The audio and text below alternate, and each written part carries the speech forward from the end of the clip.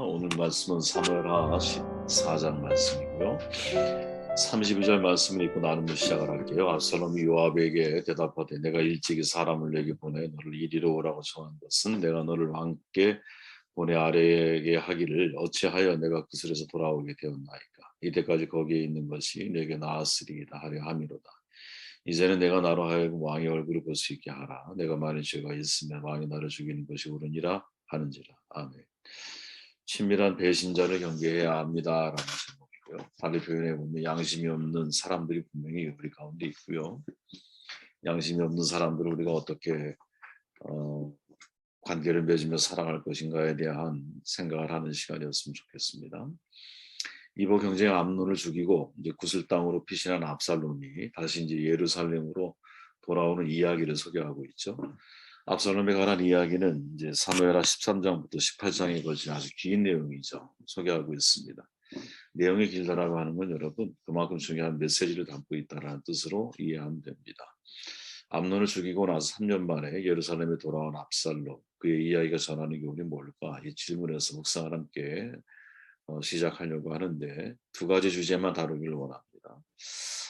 24절에 보니까 이렇게 말하죠. 압살롬이 왕께 나아가 말하되 이제 종에게 양털 깎는 일이 있사오니 청하건대 왕은 신하들을 데리시고 당신의 종과 함께 갔사이다 하니 왕이 압살롬에게 이르되 아니라 내 아들아 이제 우리가 다 갈 것이 없다. 내가 너를 기칠까 하노라 하니라. 압살롬이 그에게 간청하였으나 그가 가지 아니하고 그에게 복을 비는지라. 아멘.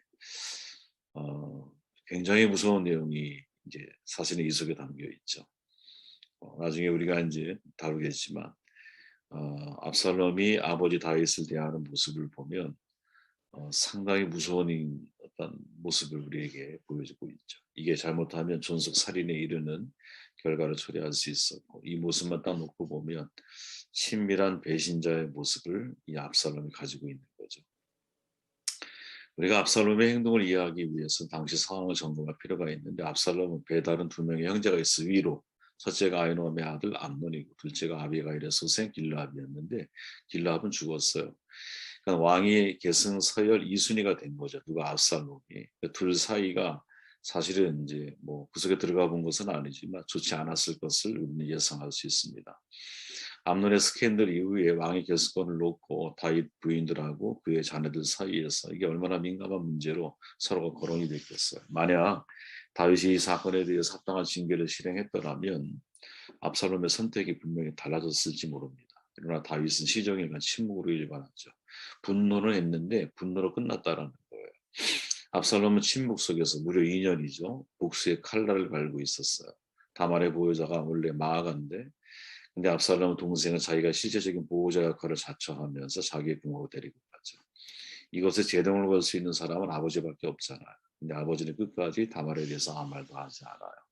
이것이 압살롬의 숨어있는 성향을 드러내게 만든 것이 아닐까 그런 생각을 하게 되었다는 거예요. 압살롬은 암논을 향한 복수를 준비하죠.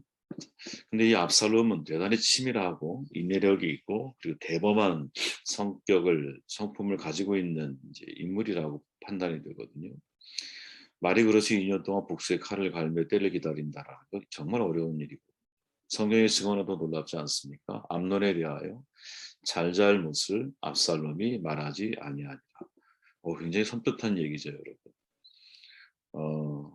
오빠로서 얼마나 사실은 분노하겠습니까? 왜 내 친동생이니까, 그죠? 그런데 그거를 무려 2년 동안 이제 암논에게도 다말에게도 입조심을 시키고 자기 역시 이 문제를 거론하지 않아요.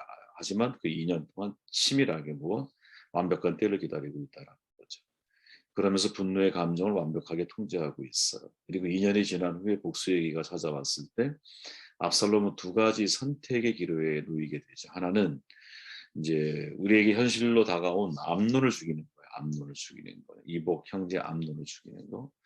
그러나 가만히 생각해 보면 암논 살해 이후의 행보를 결정하는 것이 쉽지가 않기 때문에 그러니까 쉽게 말하면 압살롬 자신도 암논을 죽이고 나면 암논의 형제들도 많고 그리고 어쨌든 배다른 형제라 할지라도 형제를 내가 죽였잖아요. 모세의 율법에 의하면 내가 죽어야 되잖아요. 그러니까 자신도 사실은 곤란한 상황에 처해질 수밖에 없는 것이죠. 그렇게 다른 하나는 뭐냐? 아버지를 죽이고 아예 내가 왕이 되는 것이죠. 그죠? 암논은 뭐를 선택을 했느냐? 실은 후자를 선택을 한 것이죠.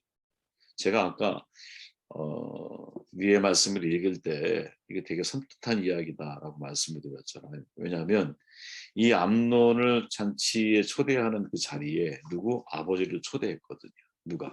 압살롬이. 근데 신기하게 다윗이 그것을 거절을 해요. 그리고는 복을 빌고 그냥 보내요. 만약에 생각해 보십시오, 여러분. 다윗이 그 자리에 참석을 했다고 가정을 해보면 죽는 것은 암논이 아니라 다윗이 되었을지 모르는 거거든요. 그저 가만히 한번 생각해 보십시오.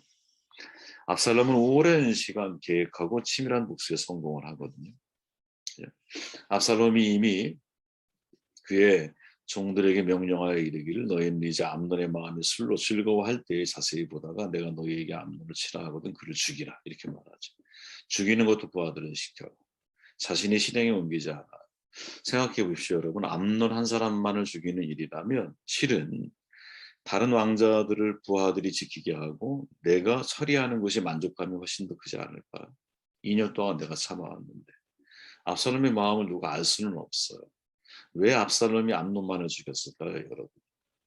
저는 이것이 이제 처음에 그러니까 아버지를 죽이려고 했던 것이 실은 암논의 계획이었다라는 것을 깨닫게 되면서 모든 상황이 달라 보이는 거예요. 그때부터 벌어지는 모든 상황이. 그죠? 미래에 화근이 될 만한 것들을 제거하는 것이 사실은 상식적인데 압살롬은 암논만 죽이거든요. 근데 이게 암논만 죽일 수밖에 없는 상황이기 때문이 아니에요. 부하들이 다 이미 작전을 쫙 계획하고 있었기 때문에. 그런데 암논만을 죽이는 이유는 뭐냐? 간단한 거죠. 다윗 왕을 죽이지 못하게 되면 사건을 최소화해야 내가 생존 가능성이 높은 거예요.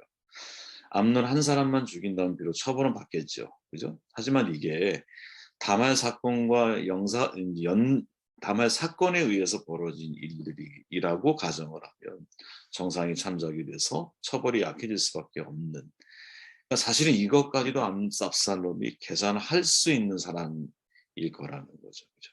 그리고 압살롬은 이제 도망을 하죠. 그래서 외할아버지 땅, 그슬 땅, 엄마의 고향이에요. 그죠? 이것도 다 계산해 있는 거죠. 왜? 구슬 땅에 가면 누가 다윗도 함부로 거기를 공격할 수가 없는 거지. 그죠? 왜? 우리를 얘기하면 사돈, 장인어른이 계시는 곳이잖아.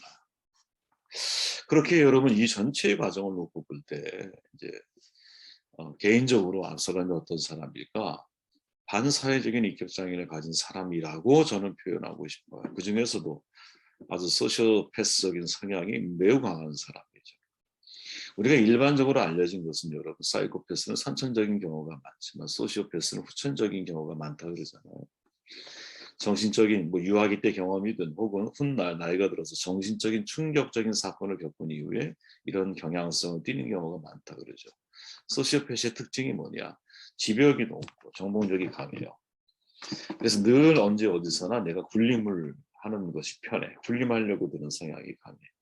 자기 이득을 위해서는 치밀한 계획을 세울 줄 알아. 되게 용의주도한 사람이라는 거죠. 동시에 사회성이 아주 좋아 보여요. 주변에 친구가 되게 많은 편이야. 근데 문제는 소시오패스의 성향을 가지고 있는 사람은 동정심이 없다, 죄책감이 없다라는.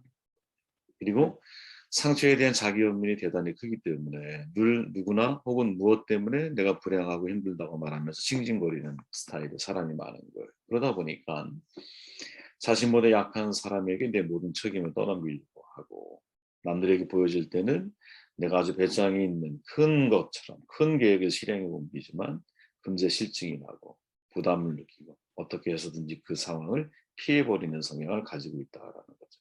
이거는 제 얘기가 아니라 여러분들이 이제 한번 확인해 보면 정신 학자들이 하는 이야기들을 제가 정돈해 드린 거예요. 여러분. 소시오패스의 성향을 가지고 있는 사람들은 타인을 이용해서 나의 목적을 이루는 일이 되게 자연스럽거든요. 그래서 어떤 사람들은 소시오패스를 거짓의 사람이라고 표현하기도 하고 또 어떤 사람은 양심이 없는 사람이다 이렇게 말하기도 해요. 양심이 없는 사람이라고 말하는 사람이 누구냐면 사실은 소시오패스에 아주 깊은 연구를 한 마사 스타우트라고 하는 하버드 대의과대 교수가 있어요. 그의 책 중에 이토록 친밀한 배신자라고 하는 제목이 너무 재밌죠. 이토록 친밀한 배신자. 거기서 뭐라고 말하냐면 한마디로 소시오패스는 양심이 없는 사람을 의미한다 이렇게 말하거든요. 양심이 있고 없고 정도의 문제가 아니냐라고 우리는 보통 생각을 하잖아요. 근데 소시오패스는 어떤 이유로든 사람이 가지고 있는 양심의 기능이 상실된 사람일 확률이 높다라는 거예요. 내용 중에서 여러분 또 한 가지 주목되는 말이 있는데 소시오패스는 유년기의 경험과 관계없이 자체적인 시간표에 따라서 범죄의 성향을 스스로 발현시킨다는 거죠. 전체 인구의 한 4% 정도가 여기에 해당된다고 하는데 우리 중에도 있을지 모르는 거죠. 100명 중에 4명은 소시오패스 성향을 가지고 있는 거야. 그러니까 압살롬의 유년기 경험을 우리는 알 수가 없어요. 성경에 기록이 없어. 그러나 한 가지 명확한 건 있죠. 그게 뭡니까? 그가 다마야 사건을 통해서 2년 동안 침묵하고 있는 다윗을 자기 아버지인데, 그죠? 아버지인데 그 다윗을 죽일 계획을 철저하게 세우고 있었다라는 거죠. 그리고 그 1차 계획이 실패하자 2차 계획으로 죽인 게 암논이야. 다른 형제를 살릴 수밖에 없었던 이유는 그게 최소로 처벌을 면할 수 있는 길이었고 그 처벌을 또한 감소시킬 수 있는 장소가 어디예요? 그게 외할아버지가 있는 그슬 땅이었다라는 거지. 근데 이 모든 것들이 여러분 철저하게 치밀한 계획과 또 치밀한 어떤 준비 속에서 이루어졌다라는 것을 생각을 해보면 자체적인 시간표에서 움직이고 있는 것이 분명한 게 아닌가 그런 생각을 하게 되었습니다. 어떻게 해야 할까? 그죠? 이런 분을 만나면 어떻게 해야 할까요? 그죠? 저도 이런 성향이 있을 수 있고 여러분도 이런 성향이 있을 수 있는데 이런 성향을 만나는 사람, 이런 성향을 가지고 있는 사람들을 어떻게 해야 할까? 참 고민입니다. 32절 말씀을 읽고 다음 말씀으로 넘어가 볼게요. 압살롬이 요압에게 대답하되 내가 일찍이 사람을 내게 보내 너로 이리로 오라고 정한 것은 내가 너를 왕께 보내 아뢰게 하기를 어찌하여 내가 그곳에서 돌아오게 되었나이까. 이때까지 거기에 있는 것이 내게 나았으리라 하려 함이로다. 이제는 내가 나로 하여금 왕의 얼굴을 볼 수 있게 하라. 내가 만일 죄가 있으면 왕이 나를 죽이시는 것이 옳으니라 하는지라. 군대장관 요압이 다윗의 마음을 간파하죠. 한 여인을 통해서 왕의 허락을 받아서 예루살렘으로 복귀를 시켜요. 압살롬. 문제는 안 만나줘요. 아버지가. 그죠? 기다림이 지쳤어요. 압살롬이. 그러니까 요압을 대신해서 자기의 마음을 전달을 해요. 요압의 밭에 불을 지르잖아. 요압이 왔어. 그에게 빨리 이 상황을 조치해달라고 부탁을 하죠. 그죠? 암논 살해 사건을 떠올려 보면 여러분 자 생각해 보십시오. 아까 제가 설명했듯이 아버지를 죽이려고 했던 계획이 틀어지면서 암논만을 죽였잖아. 근데 여러분 다윗이 이 사건을 다시 역추적했을 때 얼마나 사실 손빛했겠어요. 왜? 자기한테 가자 그랬잖아. 압살롬이. 그냥 압살롬을 내가 되게 아끼고 사랑하는 자식이었는데 이 자식이 나를 웃으면서 나를 죽일 장소로 나를 초대하고 있었다라는 거죠. 그 사실 아버지가 한번 알았다고 생각해 보세요. 그 아들을 보고 싶을까요? 그죠? 그 아들만 보면 섬뜩한 생각이 들지 않을까요, 정말? 그의 어떤 행보들을 보면 최소 형량이 계산된 행동들만을 하고 있거든요, 지금. 이 압살롬이. 이것을 내가 감지하고 있는 다윗이 바보가 아니잖아. 감지하고 있는 아버지가 그 아들을 받아들이고 만난다는 게 얼마나 힘들고 어려운 일이었겠어. 그죠?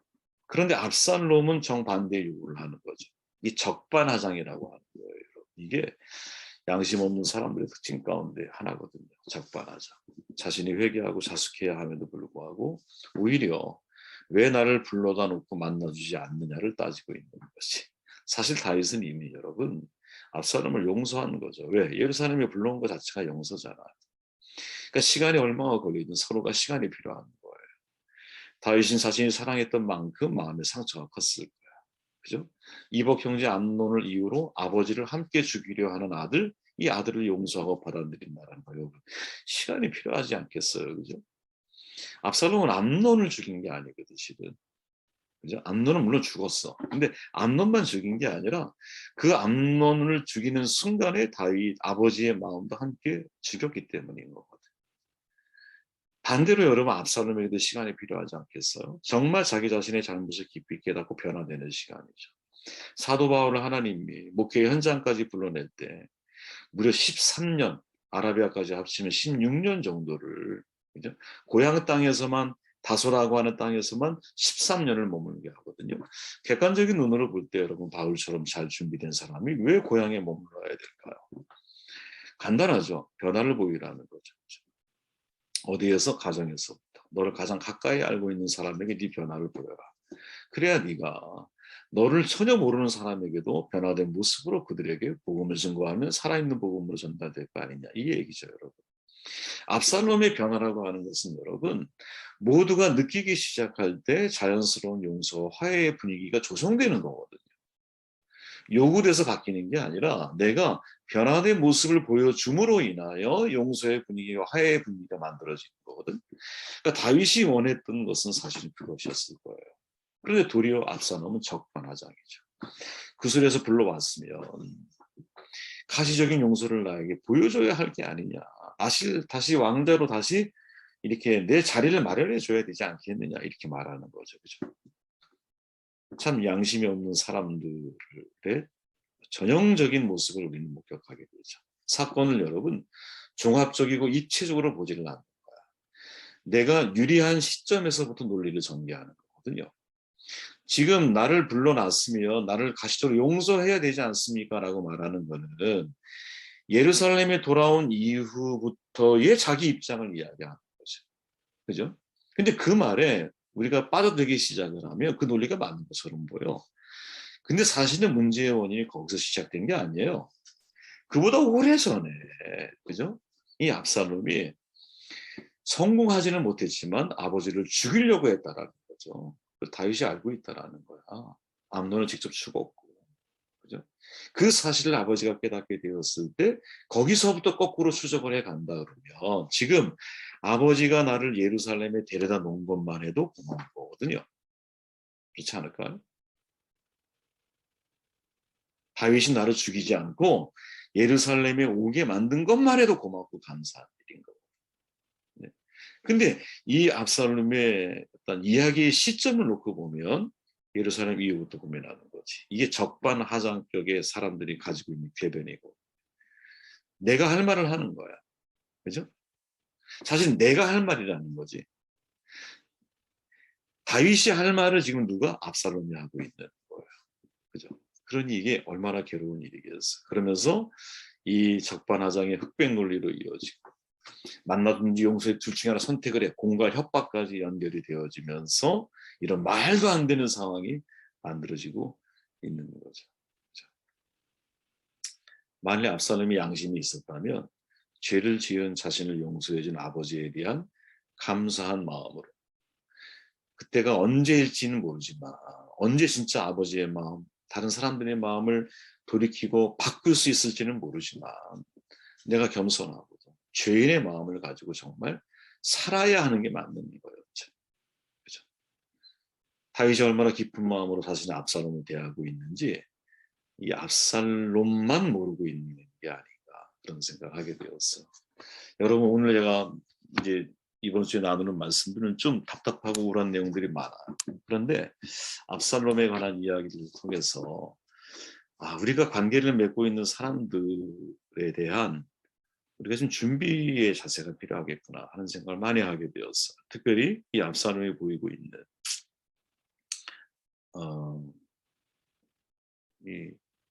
그 존속살인, 아버지를 죽일 계획을 먼저 가지고 있었다는 것, 그것을 다윗이 알게 되었을 때 얼마나 그 마음속에 큰 상처가 되었을까.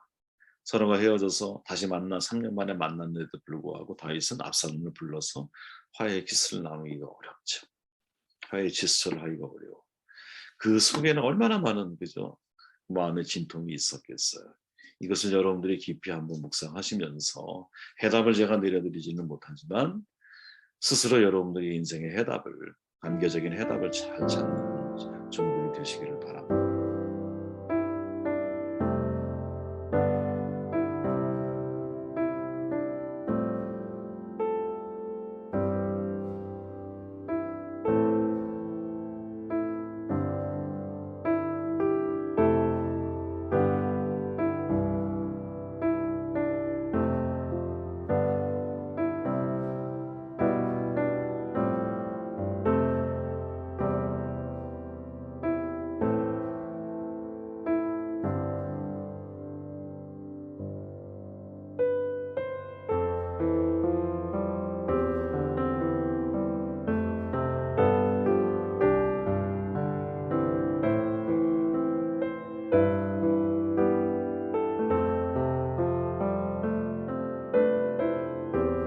음.